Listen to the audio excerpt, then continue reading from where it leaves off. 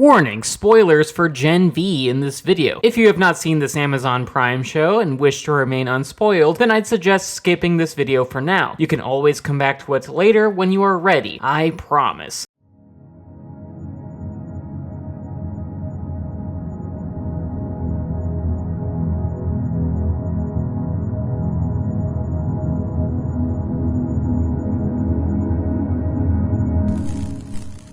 This episode about Gen V was a long time coming. After all, the spin-off series set in the same world as The Boys released on Amazon Prime in the back half of 2023, and at the time of recording, it's July 2024. A time of hot, sweaty weather, hot dogs, good hot dogs, America, Sky Go Boom Boom, dogs scared of Sky Go Boom Boom, and most importantly to the topic of this video essay, the entirety of The Boys Season 4 having released on Prime. Because wow, I'm really f***ing behind on the videos that I want to make. Insert slowpoke meme here. But with that said, I just really wanted to talk about Gen V, mostly because its conclusion left a horrible impression on me. See, I had really enjoyed the show up until the last episode and a half. In fact, I really vibed with this alternative take on The Boys' superheroes gone bad premise, one that also satirizes consumerism in American politics, because it overall has some really good characters and performances. Jazz Sinclair's Marie Moreau is a driven protagonist who wants to prove her worth and has the power to essentially bloodbend, which is cool no matter what Katara says. Liz Broadway's Emma Meyer is embarrassed by her growth and shrink abilities. Maddie Phillips's Kate Dunlap is a traumatized and ostracized girl who can telepathically convince other people to do what she wants by the means of touch. London Thor's and Derek Lewis Jordan Lee is ambitious and has powers revolving around gender bending because, you know, they are gender fluid. Wow, that's a power that I want. The late Chance Perdomo's Andre Anderson is a conscientious metal bending soup. Also, rest in peace, the actor was taken from us way too soon. And Asa Gurman's Sam Riordan is essentially institutionalized due to his schizophrenia that causes him to behave erratically and to also sometimes see the world as puppets, which admittedly that last part is just excellent and a mental health intricacy that I kind of envy. Because why must I always have anxiety about whether I left a burner on or not? I would much rather see people as fuzzy and wholesome handcrafted creations, because that's just the way the world is meant to be experienced, god damn it. But anyway, the point. Gen V's characters were interesting and well written, and then there was the fact that the show's superhero college setting in the fictional Godolphin University was far different from The Boys, and how the characters were sympathetic via the series' overall thematic storytelling. See, despite featuring bad soups who engage in violent and morally incorrect things, because wow, this man is compelled to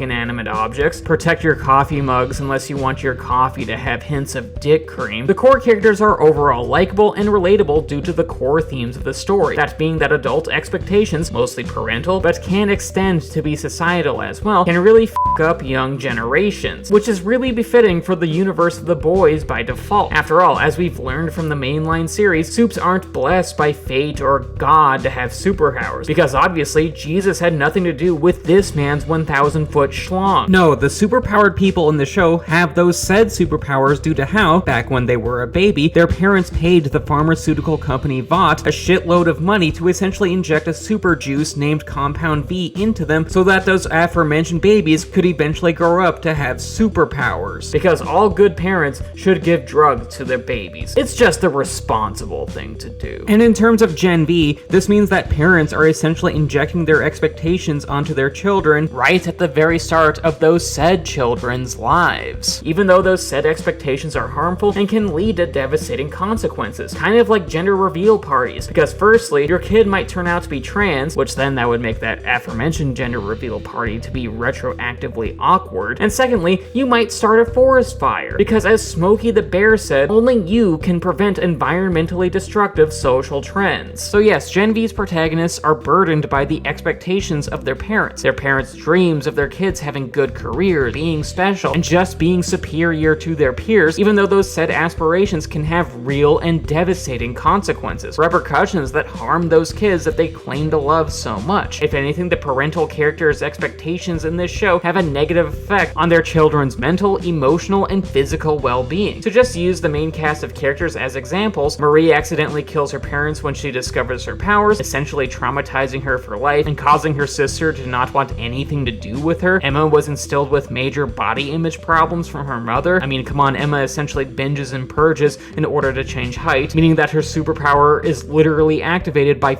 bulimia. Jordan's parents don't like the fact that Jordan is gender fluid and sometimes like to present femininely. Andre's dad and the superhero Polaris is disappointed in how his son is questioning the school's ethics, which are bad by the way, essentially angering Polaris due to how he would rather have Andre act like a subservient nepo baby and taking the helping hand and opportunities offered to him. Sam's psychosis and schizophrenia is an example of how Compound V can have both mental and physical side effects. And finally, Kate is eventually revealed to be under the administrative thumb of Shelley Kahn's Indira Shetty, who is Godolphin University's Dean of Students and a behavioral health specialist. Way to work two jobs here. If it wasn't for the human rights abuses she is later revealed to commit, I'd respect her. And Kate essentially mind controls anyone for Indira, who in exchange for this act of loyalty, acts as Kate's mother and parental figure. Which, wow, that is not a healthy relationship, because abuse. Kate is just trapped in a bad place. But regardless of character, Gen V allows the audience to sympathize with these protagonists as they chase the threads of a mysterious conspiracy, where Godolphin University also has a secret underground facility that imprisons mentally ill soups and conducts experiments on them, which as far as college experimentation goes, that's probably not what these kids had in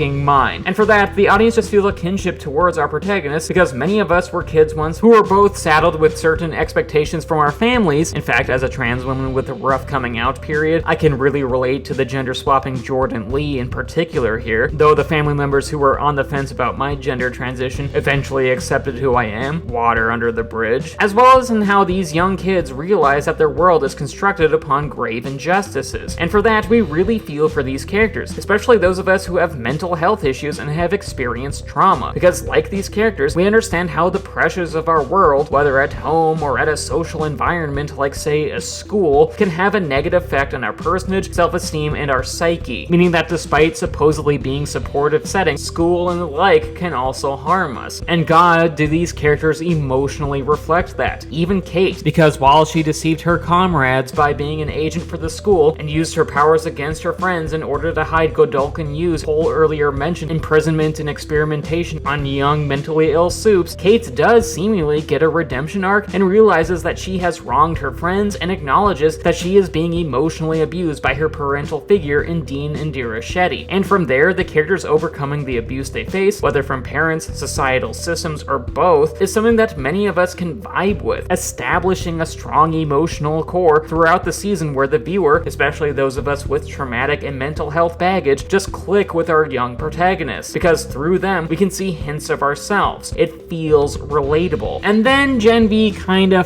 that up. Like its last episode and a half, screw over the show's carefully laid and lengthy character development, narrative momentum, and thematic storytelling in epic fail fashion, essentially negating all the goodwill that it had earned up to that point. In fact, I'd say that Gen V fumbled the narrative and thematic ball at the 1 yard line, but the fact of the matter is, the truth is far worse. Because if anything, in this comparison, Gen V essentially gave the opposing team the ball as if it were a gift basket on May Day, or a BDSM top slapping a bottom on the ass with a consensual spatula, because that bottom wants those pancakes flipped, god damn it. Yes, I'm talking about ass. But anyway, the point. Gen V dropped the narrative and thematic ball when it came to showing compassion and empathy for its mentally ill, abused, and or traumatized young characters. And that's honestly a big problem, mostly because it built up these characters as young kids overcoming the pressures and harm that their elders had placed on them, and seemed to be setting up for a finale where these said young characters would all have a big hero moment in the prospective finale, one that seemingly would have featured mentally ill folks, people who are usually vilified in genre media, as being heroic, which if the show had done that would have been cool and great as shit, because despite what some folks say, we the mentally ill are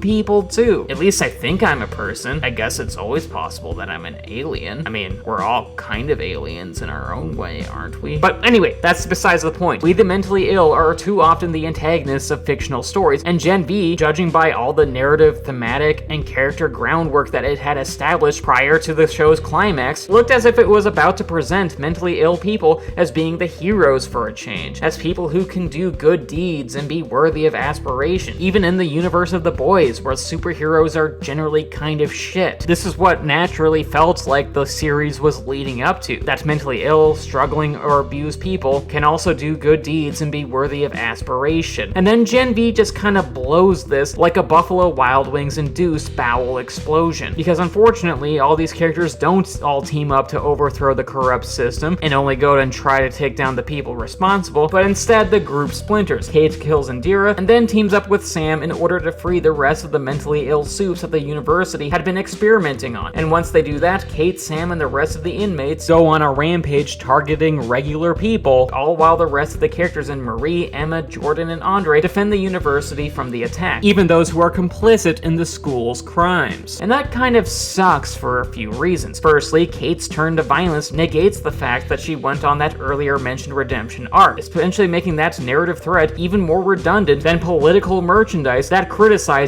Joe Biden. Secondly, the morally good characters aren't fighting the thematic antagonists that were presented for every other aspect of the show's narrative up to that point. Those antagonists being the faculty that were complicit in Godolphin University's various crimes, and societal expectations harming the youth, hence why the show is called Gen V. Instead of that, our heroes are essentially fighting an enemy propped up out of nowhere who are sympathetic but have crossed a moral line in the sand. Because, you know, Kate, Sam, and the rest are killing humans indiscriminately. Quick aside, that's a trope that needs to die, or at least take a long break. By which I mean the trope where the antagonists are very sympathetic and make good points, but are then pushed to do something terrible that forces our heroes to fight against those said characters who otherwise have understandable motivations. Because that has been an omnipresent pain in my inhumanly flat ass in superhero movies and TV shows for the last several years. And that's especially frustrating for a show that's set in the same universe as The Boys, because here I thought this series liked to criticize Marvel rather than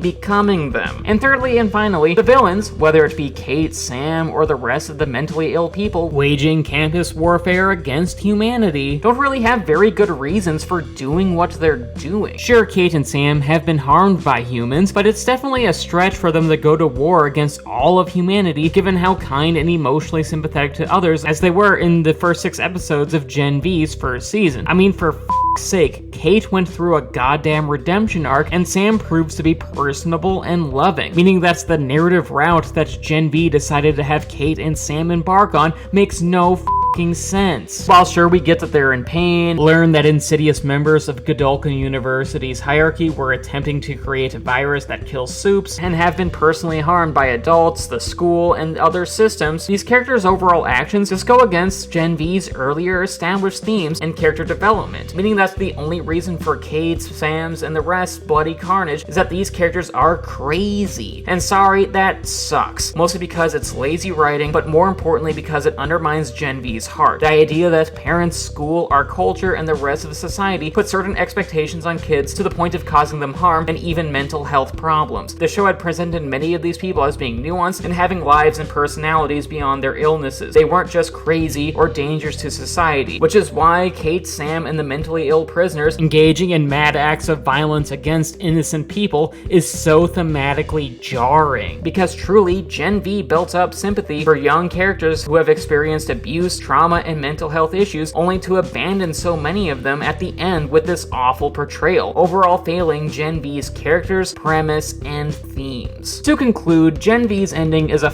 mess. And speaking as someone who is a personal disaster, I know what a goddamn mess looks like. Before the climax, the show had incredibly sympathetic protagonists who were just trying to do their best in a bad situation under the unbearable weight of the expectations placed on them by their elders, showing sympathy for kids endangered physically, mentally, and emotionally by the failure of older generations. That kids struggling like this deserve sympathy. But the finale just straight up bungles that message. It ignores the humanity that these abused, traumatized, or mentally ill kids were portrayed with throughout most of the show, and overall causes season 1 to conclude on a really awful note, ultimately doing a massive disservice to Gen V's narrative, character development, and thematic storytelling, because at the end, Gen V's overall message unravels.